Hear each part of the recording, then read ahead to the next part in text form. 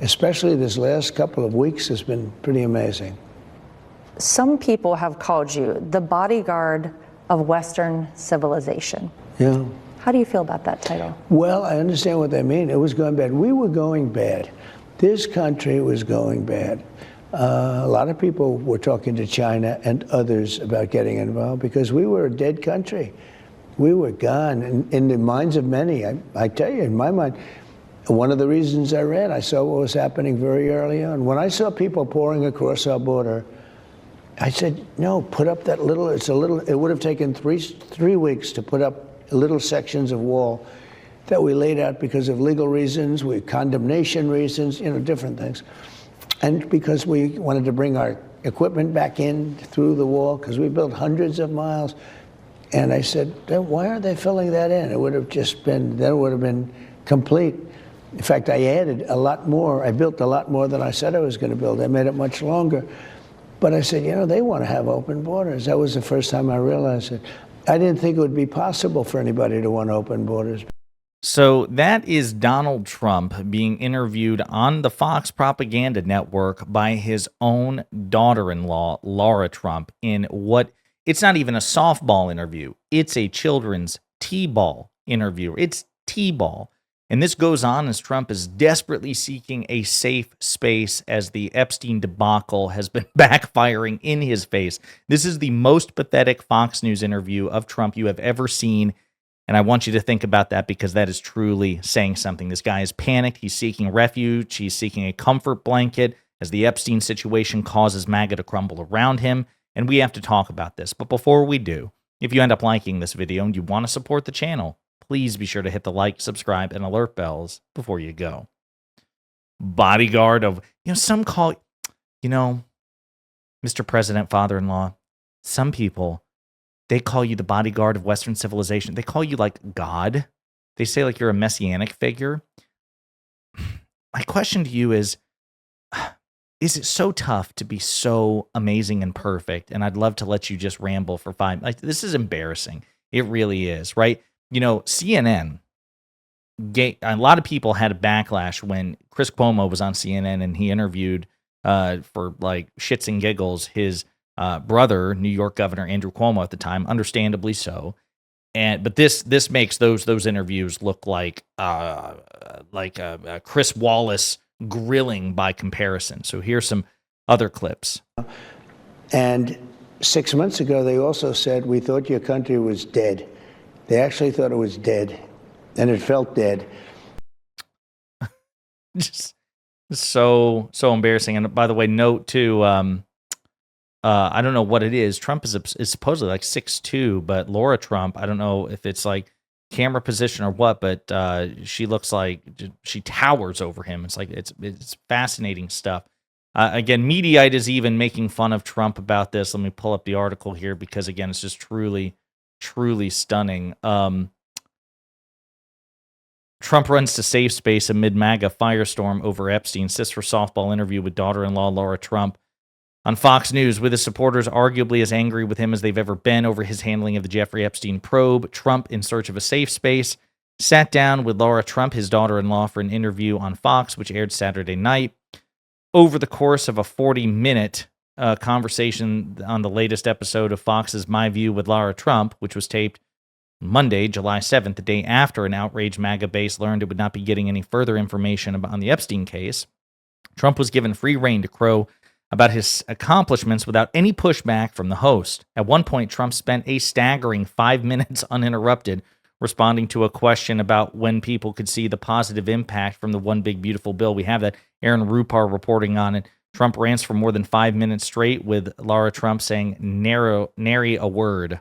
We are getting investment because of that bill.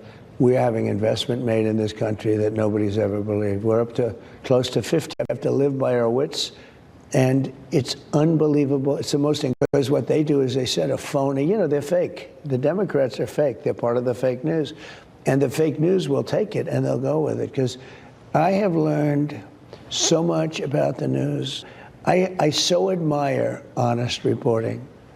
There's no long way recently because we have people like Mike Johnson. He's been incredible. there's got to be something where when you're doing something good for the country. So we had to get all, because we have the majority by just a little bit, we had to get every. So yeah, I mean, we're not going to sit here and listen through that shit. I just wanted to show you, yeah, he speaks for 5 minutes and all she's doing is,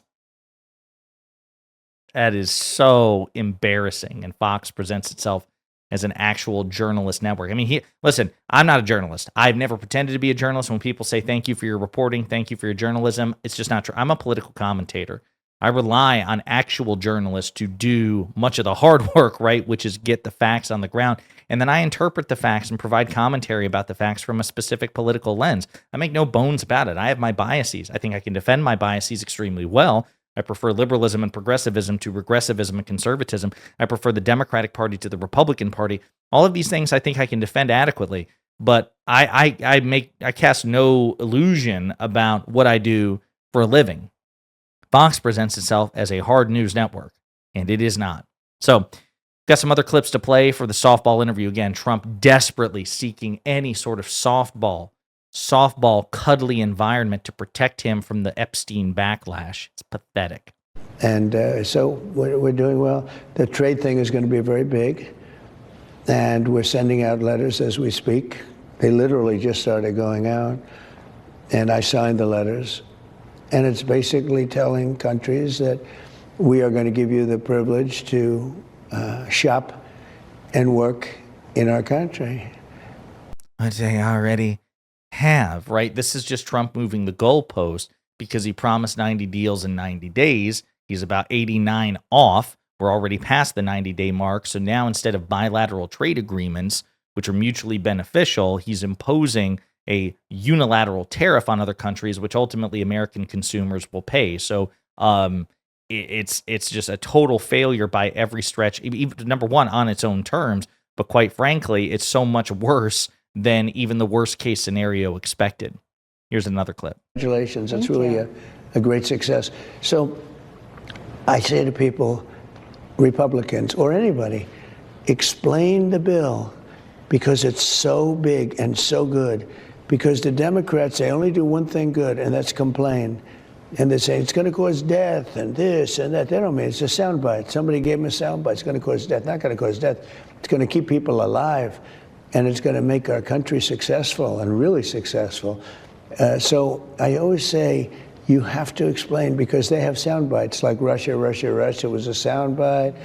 They make up a soundbite and they send it to the fake news and they send it all over the place.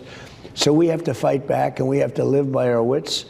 And it's unbelievable. It's the most incredible bill, one of the most incredible bills ever passed. And listen, he can't explain the bill. He's asking Republicans to explain the bill. He has no idea what's in that damn bill. I mean, he's going to attempt to in a minute, and he just lies his ass off. So he's demanding something of Republicans that he himself cannot do, number one. Number two, I wish he was right about the message, discipline, and efficacy of the Democratic Party, the left liberal coalition, because it's just not true. The right enjoys a colossal advantage with both respect to media infrastructure and message discipline. I wish we were as good as Trump says, but unfortunately it's just not true. The reason this bill is so wildly unpopular is on its own merits, and even the Republicans, despite all their message discipline and their media advantage, can't successfully spin it, at least as of yet. So Trump takes a crack at trying to explain the big, beautiful bill. it's the biggest bill of its kind ever passed, and we have to talk about it. When you think about no tax on tips, no tax on Social Security, no tax on overtime, a big tax cut in addition to that, plus. So again, we've discussed this before, but the permanent parts, the thing, the bill's priority are the permanent tax cuts for millionaires and billionaires, right? That's what the Republican Party did to make permanent forever, okay? Whereas no tax on tips, again, it's not true. Number one, it's temporary, and number two, it is a major deduction in tax for specific tip earners, okay? A specific bracket of tip earners. It's not all people who earn tips, and it's not permanent, okay? So it provides some tax relief to some people who get tips, okay? Same thing for Social Security. It's a massive, or it's a relatively big tax deduction for some Social Security earners, okay? But again, it's not even permanent, and it's certainly not all Social Security earners as well. So again, he's just lying about what's in the bill. He can't help himself. So he's asking Republicans to do that which he is incapable of. Um, in this one, I mean, this is stunning because he actually kind of admitted, well, actually, yeah, maybe the Texas flood prevention or mitigation that I said was perfect and amazing, maybe it actually wasn't perfect. Maybe there were things that could have been done better. There's been this devastation down in Texas, and you've said that from the perspective of the federal government, every resource will be available to Texas. Yeah. There's been so much heartbreak, though. What is your message to the people who are suffering down there, to the parents of the young girls at the camp who were killed? What do you want to say as their president? Well, there can be nothing worse, losing a child to start off with. And the way this happened, there was very early warning. They warned a day before. They warned even 2 days before. They warned 4 hours before. Maybe they should have had bells or something go off. But it's pretty dangerous territory. So there was room for improvement, right? Trump actually referred to people as evil who would dare suggest that things were not handled perfectly and some things could have been mitigated. And again, it's so fascinating because Republicans love to politicize natural disasters or tragedies when they occur in blue cities and blue states. Then it's fair game to either make jokes or attack Democratic politicians and lawmakers, blue cities and blue states. But when something bad happens in a red state, whoa, you can't criticize, you can't talk about it. It's just, you got to do your patriotic thing and just fall in line obediently. Now, bullshit. One standard for both parties. And if y'all can, criticize, critique, offer constructive criticism, ask questions about tragedies in blue cities, blue states, et cetera and so forth, then we get to do it for red states as well. And if you don't like it, then shut your fucking mouths the next time that something bad happens in a blue city or blue state. Do nothing but offer your condolences and unlimited support. Don't criticize. We have to have one standard for both sides. I don't care what the standard is. I mean, my personal preference is we should be able to ask questions, be it in blue cities, blue states, red cities, red states, natural disaster, tragedy. It shouldn't matter. Like, I think that's important. But if that's not going to be the standard, then it has to apply across the board. And I expect Republicans to do nothing but uncritically offer support and condolences the next time something bad happens in a blue city or blue state. But again, shocking confession by Trump by saying, actually, maybe the prevention measures could have been boosted. Again, just what a weak T-ball interview. What about this?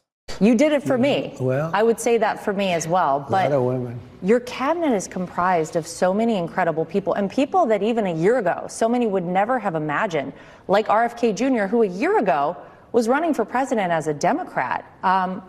Why do you think you have this ability? And I feel like it has really been to your benefit. Look at this incredible cabinet you've. Just how is it that you're so amazing at what you do, and why is everybody just in awe of how awesome you are? Have you ever stopped to think like how much of a burden it is, how much of a challenge it is for you to be perfect daddy-in-law? It's pathetic. One last clip. Just to wrap up here, you're talking about people not remembering. I don't think anyone will ever forget President Donald J. Trump. But when history looks back on this time in our country, when history looks back on you, how would you like to be remembered? A good person, but a person that saved our country. I really believed our country was going down for the fall. I don't know if it ever could have come back. It was very close to the edge. And I really would like to be known as the man that saved our country. That's some weird, creepy shit right there. I don't think if you'd asked President Lincoln that, he would have said that. I don't think if you asked President Washington that, they would have said that. That's a weird thing to say, like, I want to be known as a savior.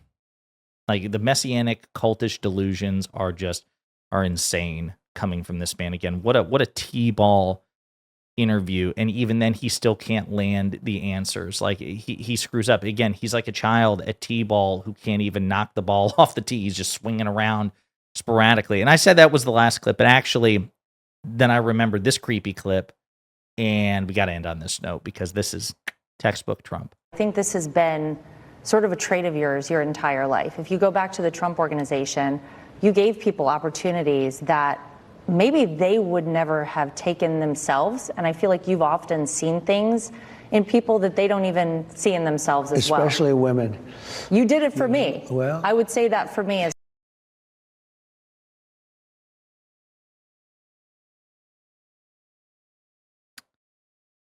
Especially women. Especially women.